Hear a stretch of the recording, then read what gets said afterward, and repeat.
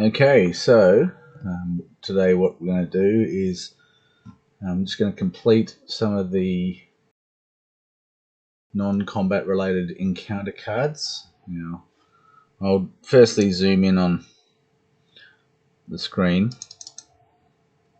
so you can see. So on the right hand side here we've got the old layout and everything like that.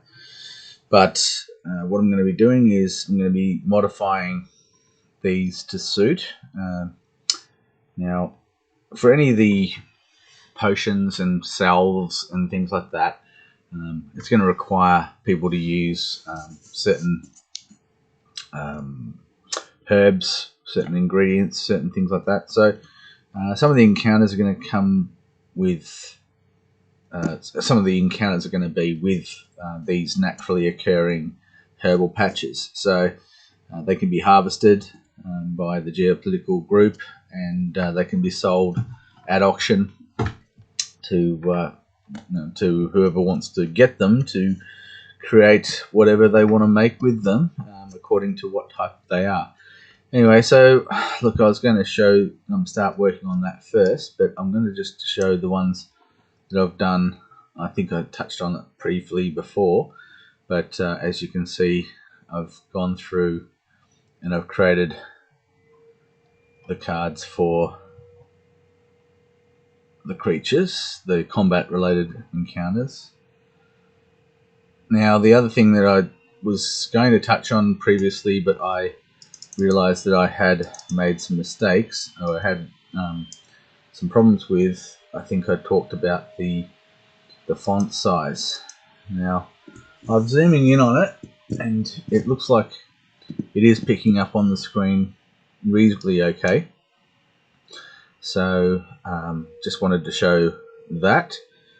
Don't want to decrease the font size to make it so they fit. I'm just trying to fit as much information as I can onto the card, and really okay, so this is just the encounter card, but if an elemental is captured by adventurers and things like that, then it will then generate so then I'll be generating effectively a character card for that elemental creature. So this is just for the geopolitical, but when it goes a bit further and it goes across into being more to do with the live campaign, that's when I'll be doing some more work on it and creating a new character for it. Anyway, I'm just mucking around with while I'm seeing this. I can see, and when it's extremely zoomed in, you can sort of see how when you're trying to match up the formatting. Anyway, the creature cards. So anyway, so I've got the greater elemental cards done. Then I've gone down into the fire elementals, water elementals, etc. So I'm using this draconic imagery for that, just changing the color to reflect the elemental color that I've decided on using. And now, okay, with imp, I mean, I could try and source another image that would be more suitable for imp, but I'm going to go with the same draconic imagery for imps. And then I was like, okay, what am I going to do about spirits? So what I decided was I'd use a sigil from Microsoft Excel, and then I've made it so that it's got a yellow internal with the elemental color around the outside. And I'm pretty impressed with this little sigil. It's looking pretty cool. And I've used the same yellow or gold insert into it, and the effect is, well, I like the effect. I was pretty happy with that. So going on to things like ingredients. So I'm making it so that there's elemental ingredients. Now, some of them are opposed ingredients. So, for example, this one here is a fire elemental anti-water. So I'm kind of spelling it out. I mean, I don't want to really include some of these rulings in the actual item card. I'd like to be able to just simply say that it's fire elemental potion ingredient, or some kind of repelling. Anyway, I can't do that for the moment, so what I'm going to do is just keep going along. And then got down to here, and I realized that there's some cool sigils, again, an Excel sigil to represent the herbal patches that I'm going to be doing. So what I've got over on the right hand side is the existing one. Now what I've decided to do is randomize. So what I'm going to do is have the number of cards that are in the deck will be a finite number of cards in the deck, but the actual type of ingredient that it is will be randomized. And as I've said previously about the disposal of items like herbal patches, that going to auction with it means that I don't have to worry about some of the back end. Well, firstly, I don't need to worry about how much is it worth.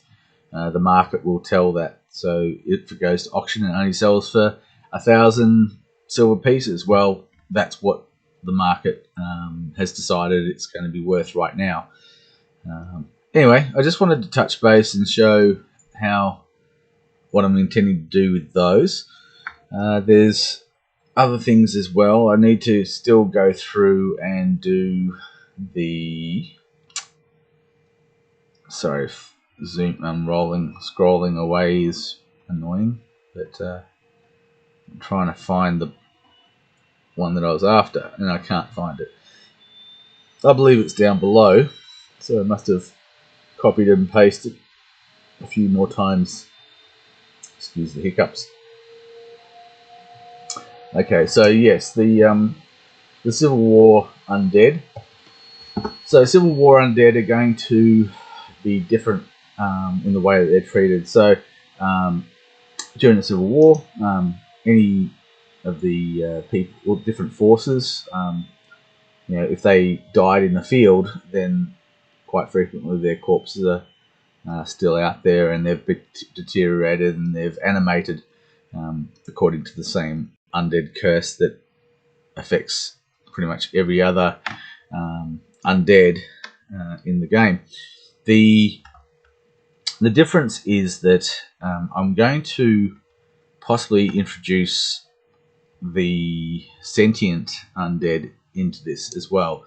That some of these, so the leader of a group of Civil War undead, the leader may still have sentience and still may have the same beliefs and things like this. It may be possible for them to play an NPC role and be involved in the campaign with their own agenda and things like this. It may or may not be that they've accepted the Bellini Peace Accords, and they may be still very aggressive about what their political views are regarding the Civil War, and they may not count the Bellini Peace Accords as an outcome that they're willing to settle for. So yes, I'm going to treat these as a bit of a separate undead grouping from, say, the undead that are around a village, town, hamlet, or farm. So those encounters are going to be treated a little bit more mundane. I'm not sure if I've even touched on the undead and how they act. Most of the undead are just skeletal remains of who they used to be when in their life.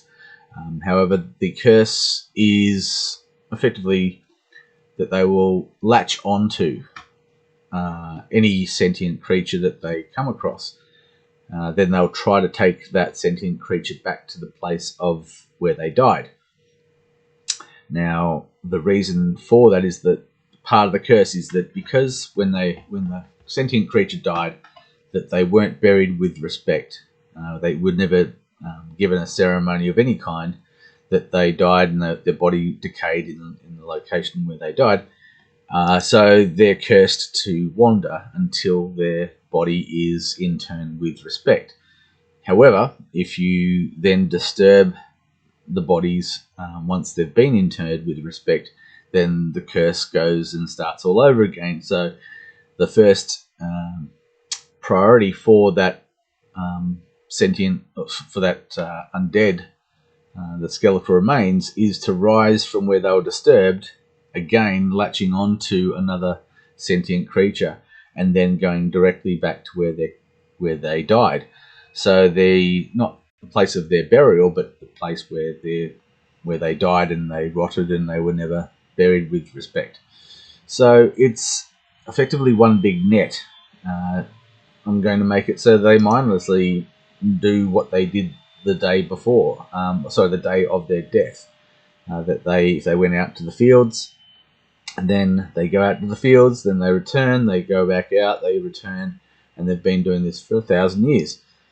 Now, if they encounter anybody along the way, then they will latch onto them and then try to drag them back to where they died. Now, it's not a combat, it's a brawl. So it's effectively they're latching onto you, and you then have to use an opposed an opposed skill check in order to escape that. You can use weapons against them, of course. The main thing is that they're not trying to harm you, they're trying to drag you back to where they died. However, once you're back there, they continue to hold you, and you're probably going to die of dehydration and malnutrition at that location, because it may be that then you'll be surrounded by other skeletal remains who are going to also latch onto you, and so forth. So the skeletal remains do not try to harm you. Most of these are mindless automatons that they're not controlled by a lich or any of the stereotypical undead stories. So the story that I have in place is that with the death of the goddess of death during the War of the Gods, since that time, yes, people have generally treated the dead with respect, but this curse has been it's effectively come into play since that time. So for 1,000 years, all over the world of Ralstead, anybody, any sentient creature that is not buried with respect will rise. So in other empires, it's the same thing, and in other empires, they have done the best they can to inter the undead, or intern the dead, temporarily halting the curse that the skeletal remains will remain doing nothing.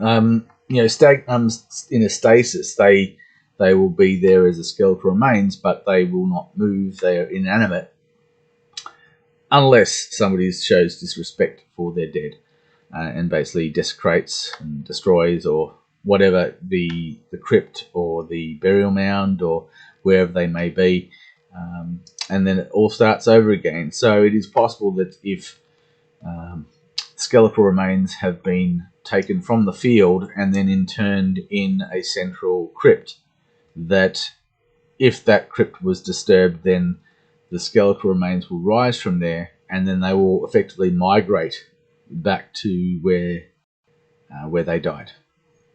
And so that could be hundreds of miles. It could be that they will continue like lemmings to continue to try and get back to where they died and where they were left to rot and were not buried with respect.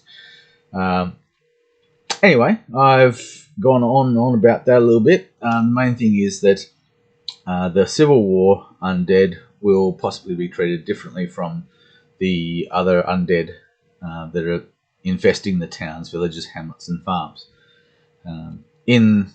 Within the towns, villages, hamlets, and farms, of course, there are crypts within them, and it is possible for those crypts to be rebuilt, effectively strengthened, so that they will not crumble and fall, because the collapse of a crypt will also be disrespectful as well. So investing a bit of time and resources into repairing a crypt and making it so that it's solid, structurally solid, and it won't cause that, because really to be putting thousands of skeletal remains into a crypt only for it to collapse would be a bit of an oversight on behalf of whoever it is that claims to rule a town or a village or a hamlet or farm. So that's just something to consider. Anyway, I just wanted to point that out, and as I said, I've now been putting these potion ingredients into the card system, but it's going to be a random selection, and that means that I don't have to. Well, sorry. Firstly, the encounter number will generate as an RNG, and the name of whatever the herbal patch will be on the left hand side of the card, and it will vary when I populate and then copy and then paste values only. It will leave it with whatever the last random selection was, and as I've talked about before, the encounter number will also be fixed in stone as well. So it may be that anyway, we can talk about that a little bit more later on. I just wanted to touch base and explain what I was going to do with the herbal patches. So thank you very much again. Anybody who wants to, they can send me a message, and I'll hopefully be able to answer the questions online. And if anyone wants to find out more information, they can go to renegadelarp.com. Thank you.